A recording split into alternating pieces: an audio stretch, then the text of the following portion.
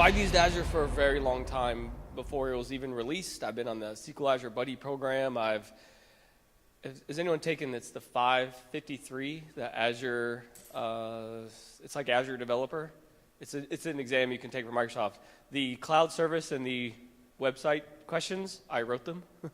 So I've worked with it a lot, and I like to use it in a lot of the different things I've done. I've been doing development for like 18 years, and I've been a technical evangelist for 2 years, but prior to that I worked 7 years in custom software. So I did a lot of different things, and I integrated with Azure a lot, and so I just really like working with it and talking about it. And I remember it was like a year and a half ago, I was like, oh, I'm just curious what's new, and I came across Azure Search. I'm like, what the hell is that? I don't even know what that is. And so I went into it, I'm like, this is really cool. And so I've actually given this same talk, I don't know, it's like 12 times now. And what's cool is I just keep evolving the talk because they keep releasing new features, and I just incorporate them into the talk. But most people have not even used this or heard about it, so it's a really cool kind of thing to talk about and show you, because I think it can really help you. So just what we're going to do, I'll kind of explain a little bit about what it is, kind of how it works, how it functions. And then it's all based on indexes. So there's going to be creating indexes and then searching against indexes and some really cool advanced stuff. And if I have time, I'll show you how you can use some built-in Power BI content packs to get analytics on your search. And I'll show you the pricing, and you'll gasp at some of the numbers. And I'll give you a bunch of links where you can learn a lot more stuff. So this is your first time to win a cool Azure t-shirt. Who knows what this is? First person? Someone say the answer? Okay, I don't know who. I think John's hand went up first, technically. Oh, okay, so whoever is, I have a large and an extra large Azure t-shirt. That's what, they sent me a bunch of shirts, and I'm assuming, I'm not sure who won it, but just come let me know, and you have your choice of the large or extra large. So why Azure Search? It's really because search is complex. It can really be very difficult to configure. It's going to be very specific for the industry or the site that you're working with. How someone searches a site or an application can vary wildly wildly too, from industry and topic. If you search for clothing, it's going to be completely different than the way you would search for, let's say, books or something like that. So it's really difficult to kind of predict how someone is going to interact with your search and how they're going to be looking for data. And then you constantly have to rebuild it, you have to retool it, you have to make sure you refine it so that you're giving the most relevant information to the user as possible, because they're trying to find something, and it's your job as a developer or a company to help them get that information. And you do that by way of a search capability in some capacity, but it really takes a lot of tuning. And another thing is, especially for seasonal or very specific times of year, you never really know how much someone is going to be hitting your site and what kind of load or resource utilization you're going to get out of your search function. And it can really impact your business if people are hammering your site and it has to do some really complex searching and a lot of calculations and algorithms. And if it sucks, you'll know about it really fast, because people will get really pissed off because they can't find what they're looking for. And that's an extraordinarily bad experience. So you'll know really quickly if it doesn't work well. So that's really where Azure Search comes into play. It is a SaaS-based platform. It's completely hosted in Azure. And it was actually released in 2014. I didn't find it until 2015 because I never looked for it. But everything is done over HTTPS, and it's all a REST API behind the scenes. So every communication you do with your search is done over this REST API. And everything is hosted in the cloud. So the idea is you put your data in Azure, you create indexes based off of that data, and then you could perform searches against those indexes, all done over REST API. And it's extraordinarily low administration because you're just putting your data up there, all the hardware and all the features and functionalities of, it's Lucene.net behind the scenes, spoiler alert. Actually, Lucene, I think it's just Lucene. I don't know if it's Lucene.net. If you didn't know, that's basically where it runs Elasticsearch, and what runs any kind of search is Lucene. So I think Lucene is the beginning of Skynet, so I think they're going to take over everything because that's what runs everything. And I'll walk you through this and show you kind of how all this works and how it all fits together. But there's multiple plans. There's free. You're going to see a lot of that because that's the one I'm using. And there's basic and standard, and as much money as you want to throw at it, you can keep doing that to build it out as much as you want. I believe it's in 12. It might be in 14 data centers now, so it's not in every data center, but it's in every major data center or every major region. And it's very scalable, meaning just like anything in Azure, you have certain levels you can scale up, but then you have many you can scale horizontally and add more services to add more resource and more computing horsepower. And what's really cool, I think that's funny because that's really old. So I guess it's not the preview anymore. I was having this talk with somebody yesterday because there used to be the Azure portal, which was built on Silverlight. Did anyone do Silverlight? No way. I love doing Silverlight. I'm that guy. I'm the one that kept it around because I just like doing Silverlight. There was the Silverlight portal, and then they made the new portal, and then they made the new portal, and now that's what was the preview portal. Now that's the portal. So, little history lesson. And what's really cool is it has with like one little configuration you can get analytics. So it stores all your search analytics into Azure storage, and then you can go look at these files if you want to, or you can use the Power BI content pack to look at it in a much prettier way. So, a little bit about the indexes itself. If you don't know, that's what Azure Data Center looks like. It's just a whole bunch of servers stacked up in there. And all the data has to be hosted in Azure, so that's a big deal for some people, because if you have your data on premise, that means you have to get your data into Azure and then make your indexes off of that. So, it's very important to know that all the data has to be there in order for it to work in the current version. So, what's interesting, I've given this talk so many times. I've had people at Microsoft, and they've written me. And the program manager for Azure Search, his name is Liam Kavanaugh. He wrote me. He's like, hey, I see you're doing this. Or it wasn't him. It was someone else on his team. They wrote me like, hey, I see you have a talk coming up. This was like a year ago. They're like, would you like a T-shirt? And I'm like, sure, I'd like a T-shirt. So it was one of these T-shirts. And then I was giving another talk, and I had Liam Kavanaugh, who's the program manager. He wrote me on Twitter. He's like, hey, I see you're doing a talk. Do you want a T-shirt? I'm like, I have a T-shirt, but if you want to send me something to give away, that'd be cool. So he did, but they give me a lot of information, so I'm actually going to show you some things that aren't released yet, because Liam said, here, show people this and let us know what you think. So any kind of feedback or thoughts that you have about Azure Search as I give it, let me know, because I'll just send it right to Liam, and I'll be like, this is what people say, or they ask if it could do this feature or not. The data not being in Azure was one of the first things someone ever asked me. It's like, well, what if our data isn't in Azure? And that's something they're looking into, but right now it has to be in Azure. Anyway, you can either push your data up into Azure, which is kind of the example I'll show you, but if your data is already in Azure, meaning like you have a site hosted in Azure, like running on Azure Database or something, or what's it called today? It's Azure SQL Database? Is that what it's called today? I call it SQL Azure because that was what it was 6 years ago. If your data is already there, then you don't have to worry about pushing your data to another spot. It can find it wherever it is in Azure. You make an index, and so basically you're defining a configuration of information, and it can have up to 1,000 fields of your index. And for each field, you tell Azure Search how you're going to interact with it. Is it the key field? Are you going to search against it? Are you going to make facets against it? Are you going to do suggestions against it?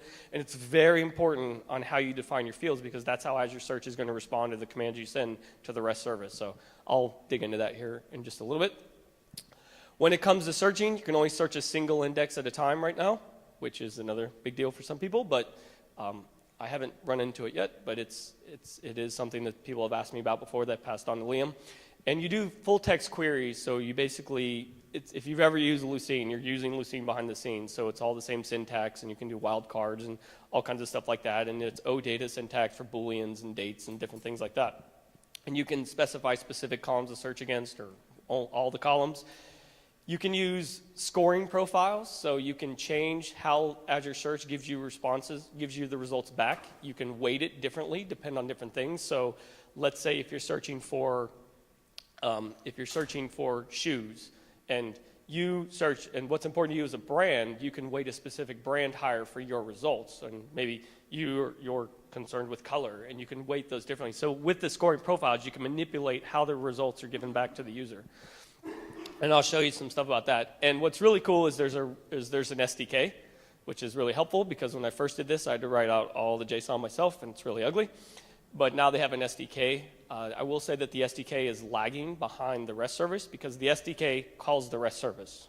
So as they add new features into the REST service, they have to come back and then update the SDK. So most of the code I'm going to show you is using the SDK. There's a couple areas where it's not, and that's because it's a feature that isn't released yet. So that's how I have to do it in old school JSON. So some of those advanced features you can highlight. So you can tell it if it finds the value that you search for, it will actually put it in the results and highlight and bring it back to you. You can use facets. So you can, if you search for, books, you could have like all the ones by a specific author, all the ones in a specific genre, and it'll give you facets for your data coming back. And you can filter. So after you have a facet, you can turn on filter on this specific author or something to that matter. You can do suggestions. So if you have a field that someone's typing against, you can try to figure out what the user's trying to type for and give them suggestions based off of that. And you can do think of like an autocomplete field. It can do that, but then it also does what's called fuzzy. You can do a fuzzy search. So if you typed, HIM instead of HOM, then it would try to figure out, did you mean HOM? And it will try to give those back to you in the results, and you can display them to the user. It has custom analyzers so that you can say, when someone searches for this, do it phonetically, do it because it starts with this or it ends with this. So it has all different analyzers that you can program into it that will manipulate how search is actually going to look at your data. And then it also supports cores, so you can lock down your service so that only certain IPs or URLs can actually send commands to the REST service. So, and that, I don't know why my stuff is not showing up the right way, so we'll just show it all. So a couple other awesome things. It has geolocation built into it, so you can do radius searches for like a specific location if you have the data inside of your index. You can transcribe Windows Azure media files. So with Windows Azure Media or Azure Media Services, you can upload video files, transcribe them, and then create indexes based off of the transcription so that you can actually search and find something in the video exactly where it is, if like a word that was said. And the data itself can be in Azure database. It could be in an IaaS Azure database. It could be in the SQL Azure. It could be in Azure Tables, wherever your data, as long as it's in Azure somewhere. There's a ton of GitHub samples. I mentioned some of the custom analyzers, phonetic, search or index specific, things like that. And then you can manipulate it with the different scoring profiles. And then there's a new feature called synonym maps, which is pretty cool, is you can tell Azure Search that if I search for, let's see, this is Arkansas, so you don't care about NFL, you care about SEC football. Is Arkansas in the SEC? Or is that, I don't even know. Sorry, I'm not a college football fan. I was going to make a Steelers joke, but it will be lost on you. So you can give it a synonym so that when someone searches for something, it will give results back of these other synonyms of the value that you put in there. So let's see if we have a Love Connection for you and Azure. And if you didn't know, Love Connection has been redone a number of times, so there's a lot of different logos for Love Connection. I didn't even know that. All right, so I'm going to show you a lot of different things now, and I'm going to try to walk through it. So this is the new portal, or just the portal now. And this is my Azure Search Service. So inside of here, I don't really have much defined. This is using the free version, so you get up to 10,000 records. And I didn't really have anything defined. So in my demo that I'm going to do, we have this demo site. It's called Dancing Goat. It's about selling coffee. It just shows our product and what it can do, but that's not really that important. But what I am going to do is I'm going to use it to store the data. So in my case, I have a bunch of Simpsons quotes.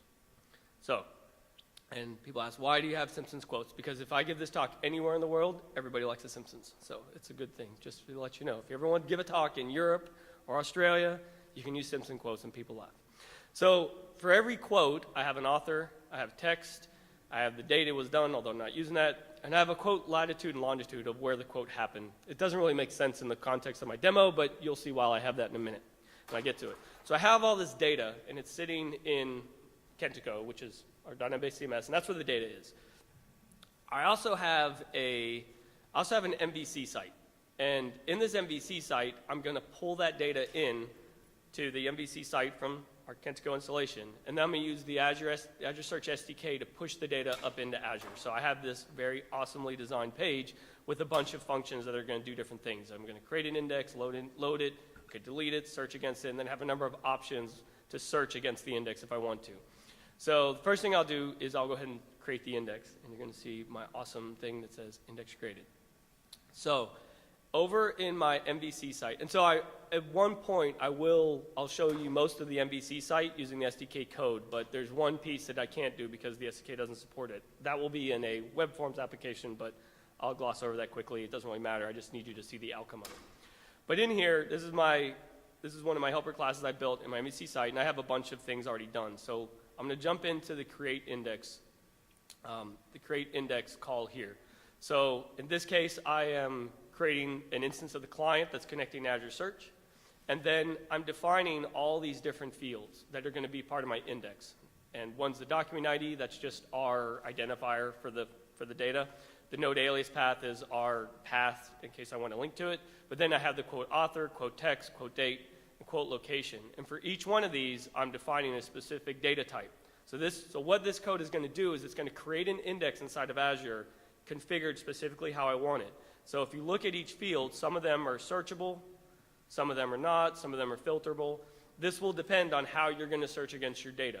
And you could have the exact same data, but two different indexes, because in one case you're going to search on one part of it, another one you're going to search on another one. So it's very important how you define that. The second part of creating the index is I'm going to make a suggester. So in this case, I want to do suggestions based off of the quote author field.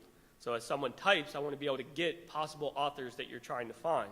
So I create, this is where the SDK comes in handy, because they're all strongly typed things like field and suggester and stuff. It's going to create the suggester object, and then I'm basically telling it to use analyzing infix matching, because that's the only one that's there.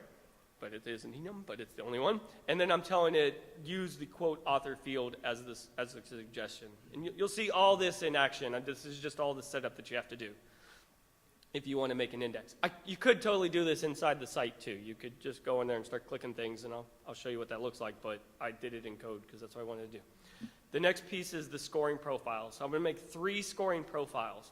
And the idea is the first one is based off of the quote author. And what I'm doing is I'm going to weight the quote author by 5. If you choose this scoring profile, if it finds a match in the quote author field, it's going to rank those results higher because it thinks those are more relevant. The second one's going to do the same thing, but with the quote text. And then the third one is a little bit more complex because it's the location. So I have to set up the parameters coming in, and I'm basically telling it, if you choose this scoring profile, pick the quotes that happen nearest to you. So it has to set up very specific distance scoring parameters in order to do that. But all of this is just basically populating the definition scoring profiles property with this collection of scoring profiles I just created. And then this one call creates the index. So that one SDK call goes out, creates the index in the service. So if I come over here, that's the Power BI, you're not supposed to see yet. And if I refresh this, sometimes the screen refreshes by itself, sometimes it doesn't. Some screens it does, I don't know why. So if I go into my service now, you should see I have one index now created. And it's going to be right here, and its name is going to be quotes. And if I look at that, if I drill into it, you'll see these are the field definitions, these are the scoring profiles. If I open this up, you'll see how the fields are defined with very specific notations for each one. Those correlate back to the code that I sent the SDK, or sent the REST service. And again, it doesn't matter, you choose how you want that configuration to be, depends on how you're searching against the data.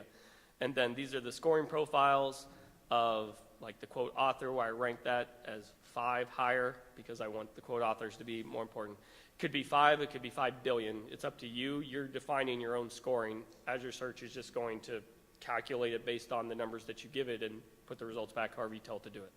So that's creating our index. So at this point, I've defined an index.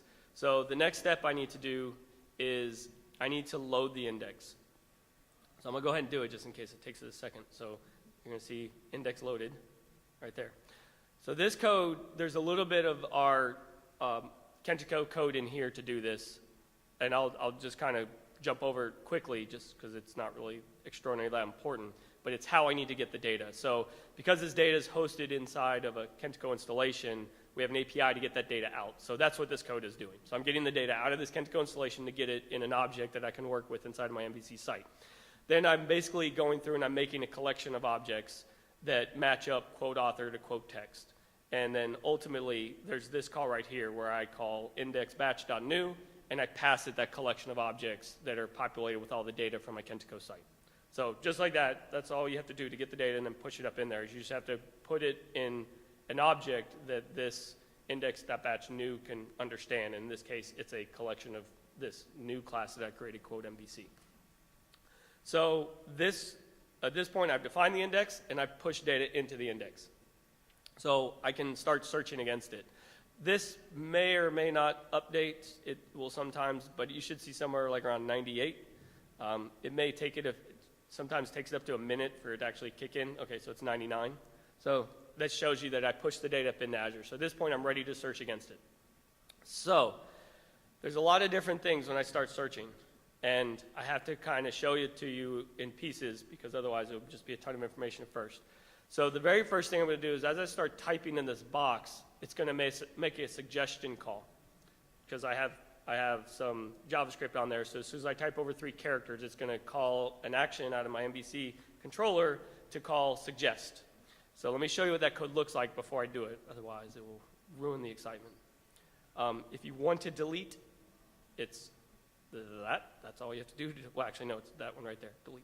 So that would delete the entire index. So that's my cleanup code whenever I give the speech again.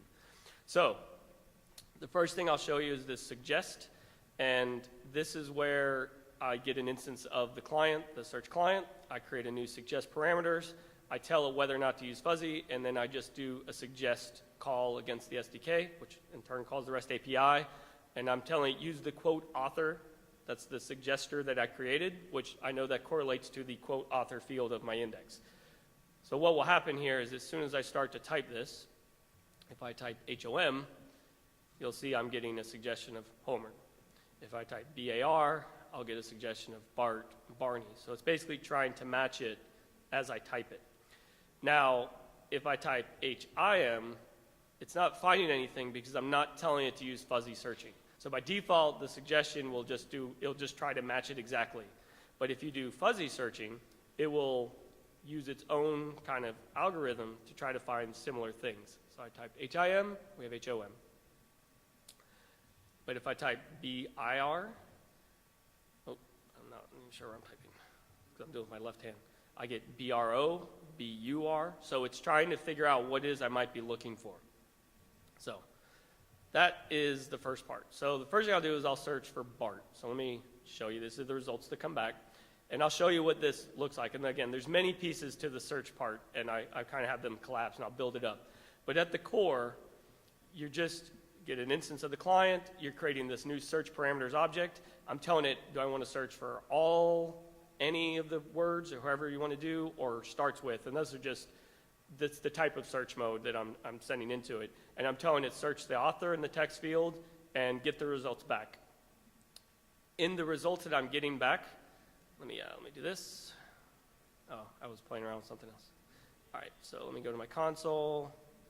And this is the actual object that's being returned. And I can try to zoom in, but it's basically the JSON object that Azure Search is giving back to me of the quote and the author and the date and all the information. I'm parsing that out to display down here.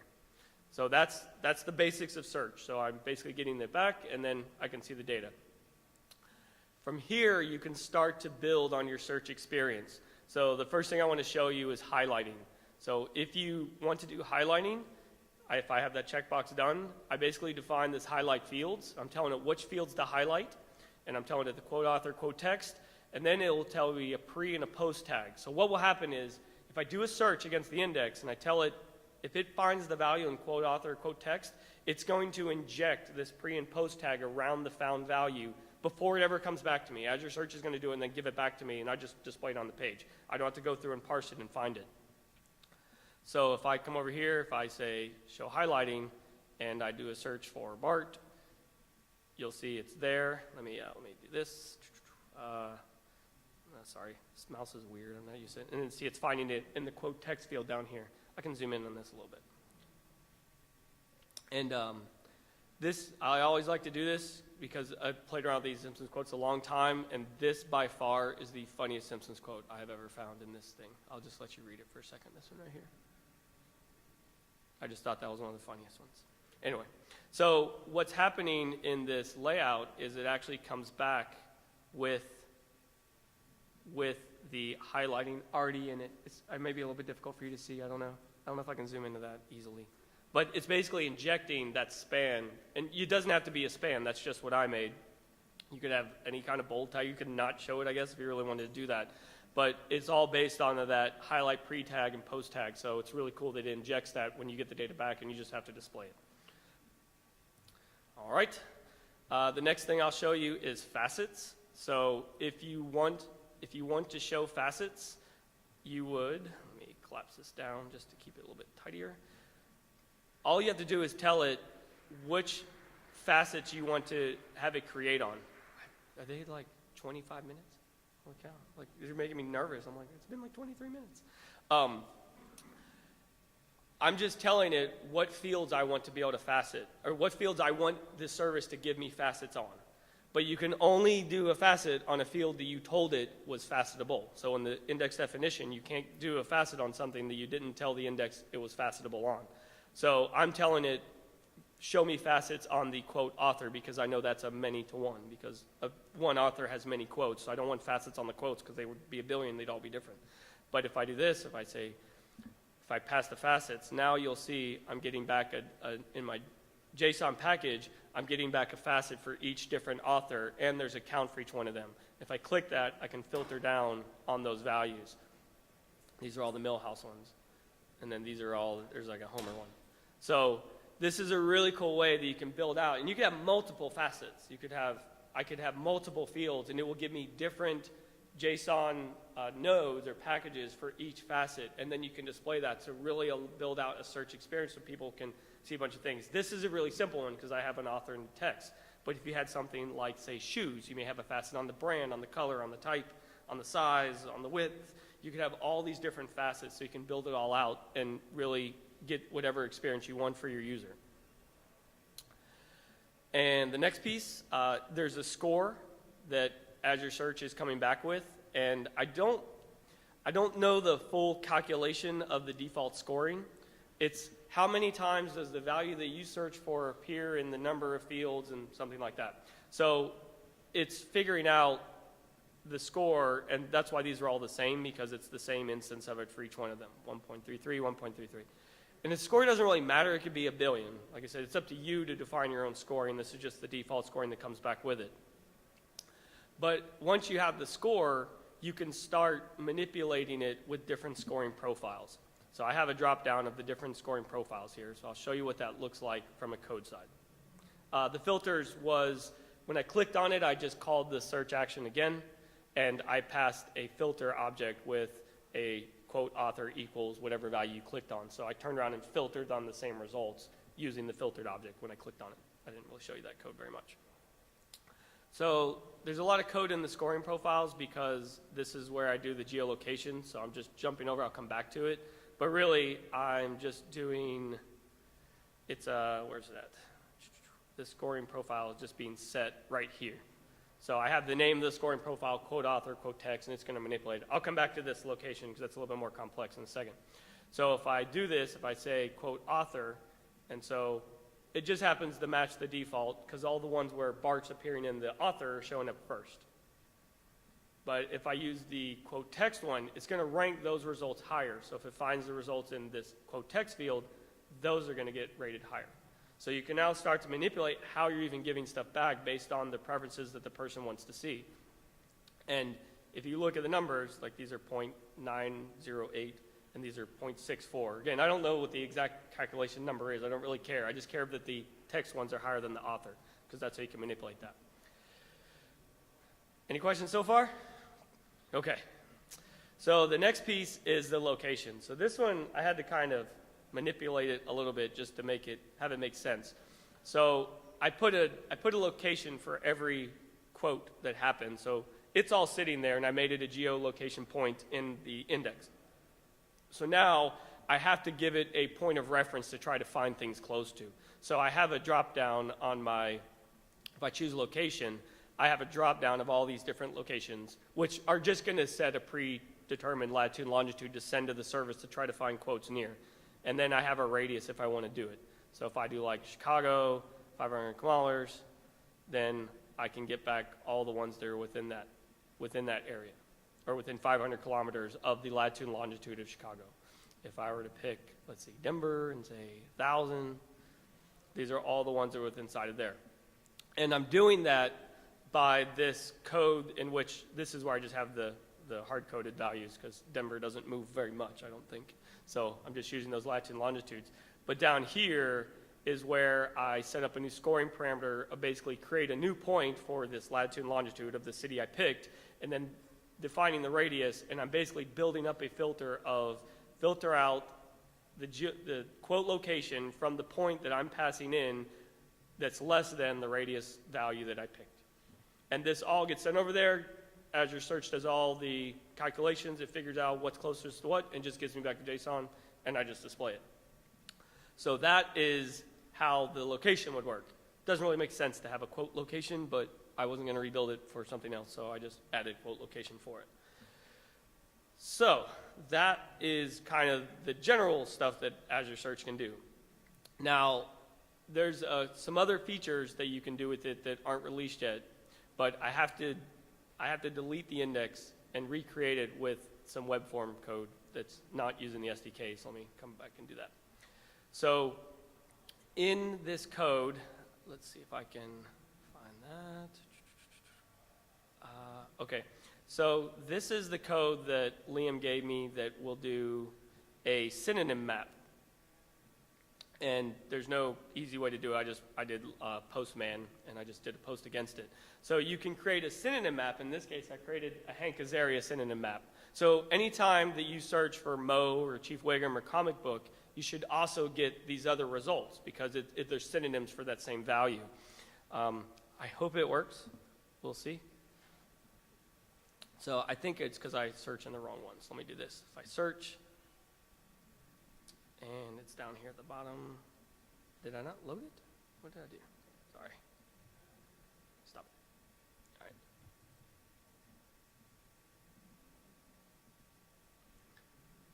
All right, let me search over here then. Let me get a different one. It's kind of weird because I have to go back and forth. Synonym map doesn't always work right, and they may have updated it, to tell you the truth. I don't know. Maybe I don't have the latest code for it because I haven't messed with the synonym map in a little while, but let's see. Oh, I don't want that location. That's a problem. That's also part of it. So you can see I searched for Mo, but I'm getting back Dr. Nick Riviera, and there's probably a Wiggum down in there or something. Yeah, there's a Wiggum. It's basically, it's because I define the synonym map. Anytime anyone search for that, you can say, give these results too. So with the synonym maps, you can really change the response people are going to get, because if you know they always search by someone's nickname, you can just give the regular responses for it or something like that too. So synonym maps are pretty cool because you can manipulate and change that stuff really easily, and that's all based on how your users are interacting and within the data that they're kind of sending. So let me see. I think that was the majority of that. So let me get into the next part. So I'm going to show you the analytics because I have time to do it because I think I go till 10:30. So this is your chance to win a second T-shirt if someone can tell me why that's funny. Nobody? Everyone has trouble with this one. There you go. From the Goonies is data. So analyzing your data. So you get the other one. The first one gets the large or extra large, and you can get the other one. So Microsoft realized that having this search, obviously you want to understand what happens with it and how people are interacting with it. So they released a free Power BI content pack, and it just basically looks at all the major data points. And you have search reports, so you can see what the common search terms are and how many times you're indexing the data, how many documents are being returned, and how many like 503s your service is getting, so you know if it's getting overrun, if you need to beef it up and do that kind of stuff. So inside of your service, you have search traffic analytics. So this is the really fun part, and you just tell it to turn on, which it's on, and then you tell it what storage account, how long to retain it, and what storage account it writes to.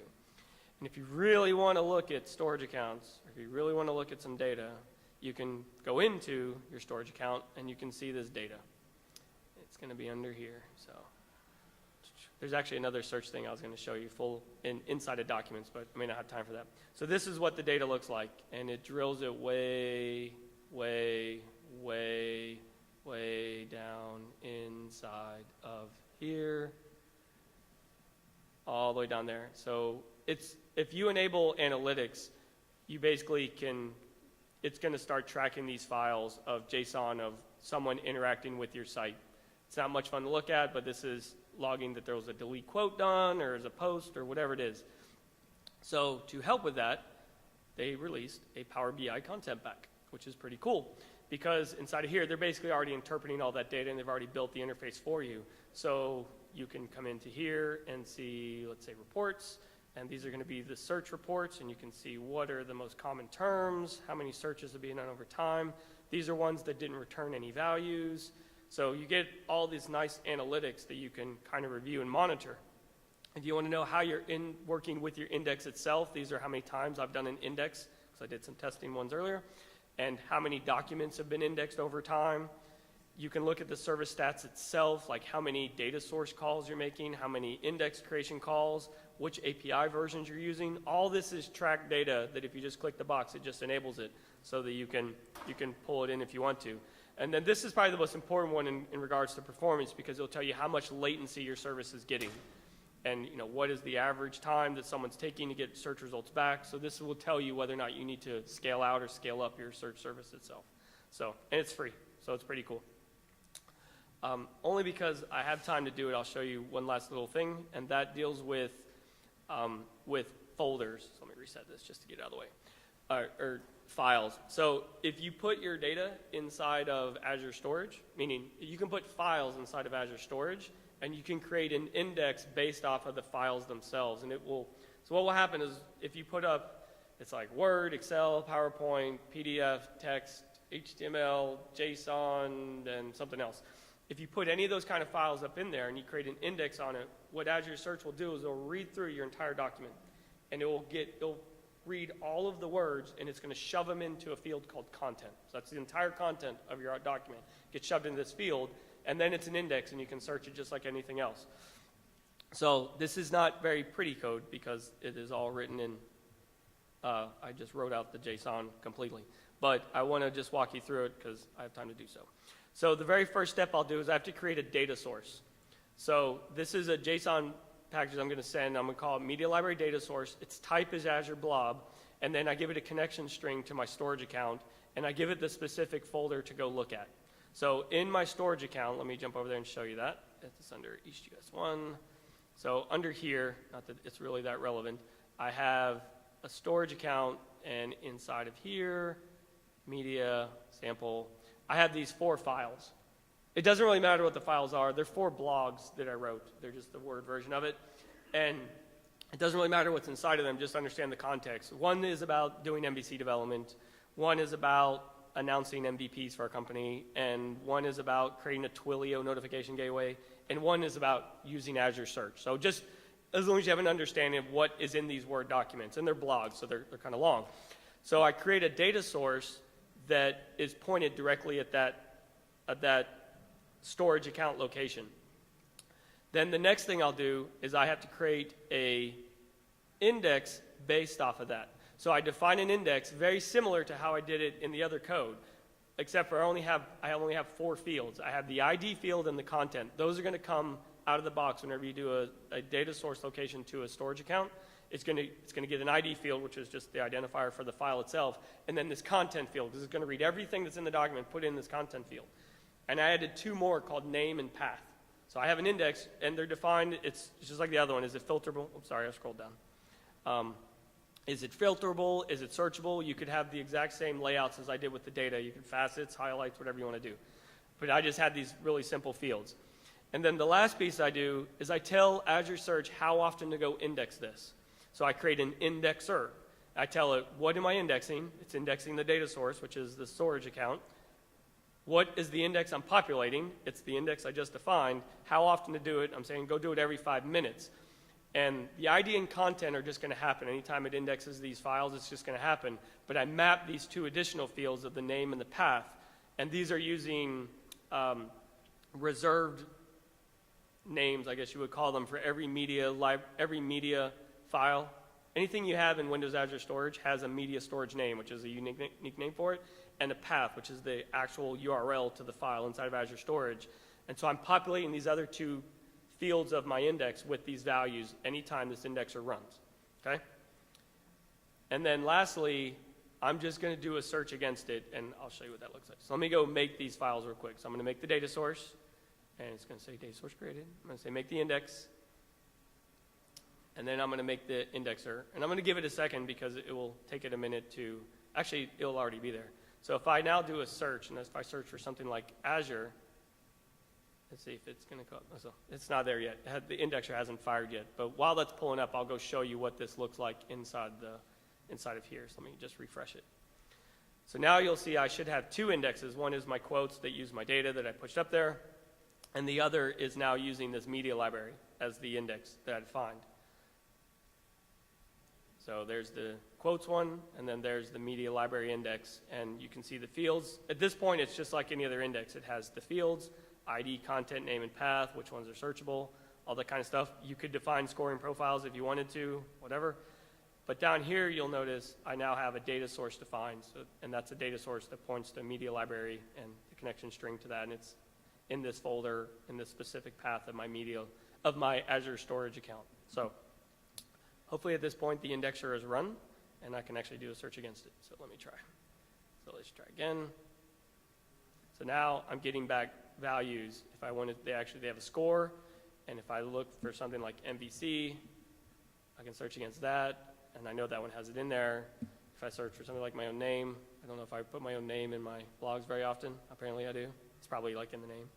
It's finding this inside of those files. Now it's not actively looking inside of the file. Anytime the indexer runs, it's pulling the file, pulling all the text out of it, throwing it into this content field of the index, and it's just searching that field.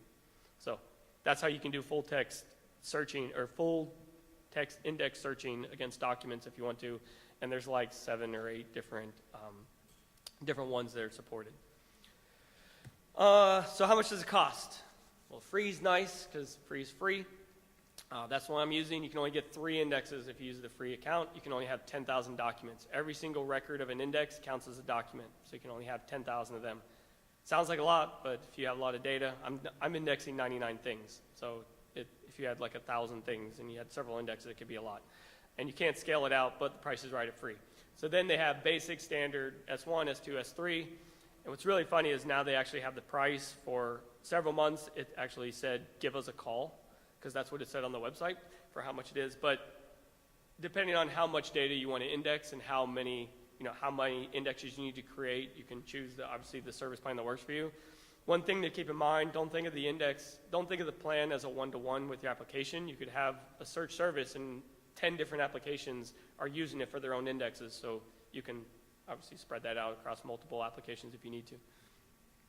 So, and I just put this up here just because there's a lot of links, and so this way I'm going to just project this, so if you watch the video later, you'll be able to see the links a little bit more, hopefully. But there's a number of resources that I found as I worked with this. There's, what is Azure Search, and it kind of just explains it to you. There's some helpful blogs that kind of give you some tips across it. There's a nice blog that they put on the Azure site that tells you the service limits, how many calls you can do per day, different things like that. And then there's the REST API reference. There's a lot of Channel 9 videos specific to Azure Search. There's a Microsoft Virtual Academy class or 2 specific to Azure Search. If you're not using Postman, does anybody else use Postman?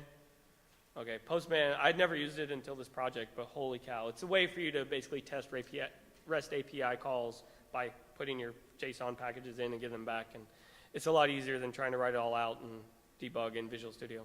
And then a link to the Azure Search Power BI. So if this is something you want to look into, just go to that link and you can get the free content pack and you can start analyzing the data. So there's a lot of helpful links there, and it's really easy to use. I get a lot of questions. Obviously, putting your data in Azure, if it's not, is a kind of a big deal. That could be a deal breaker for some people. But if it is something you can do, you can see it's a really capable system that does a lot. I've been asked, how does it compare to Elasticsearch? I've only kind of played around with that a little bit, Google's Elasticsearch. It's very similar. On the back end, it's the same thing. It's all Lucene. I told you, it's Skynet. It's what's happening. But they obviously interact with it a little bit differently, but the Azure Search one I really like, because I like everything in Azure just works together, so I keep using it. So I really like the Azure search interface and how you work with it and really can manipulate your index and search any way that you want to. So if you want to get in touch with me, I love talking about Azure. I like talking about Azure Search. And this is the kind of way to get in touch. If you had any questions about Kentico CMS or need any help developing, that's my job. So I'll be glad to help you with that. Well, I want to thank you all. Hopefully you learned a little bit of something. If anyone wants a throwing star or a bottle opener, or if you'd like my card, or if you have any questions, please feel free to see me afterwards. And with that, thank you very much. Appreciate it.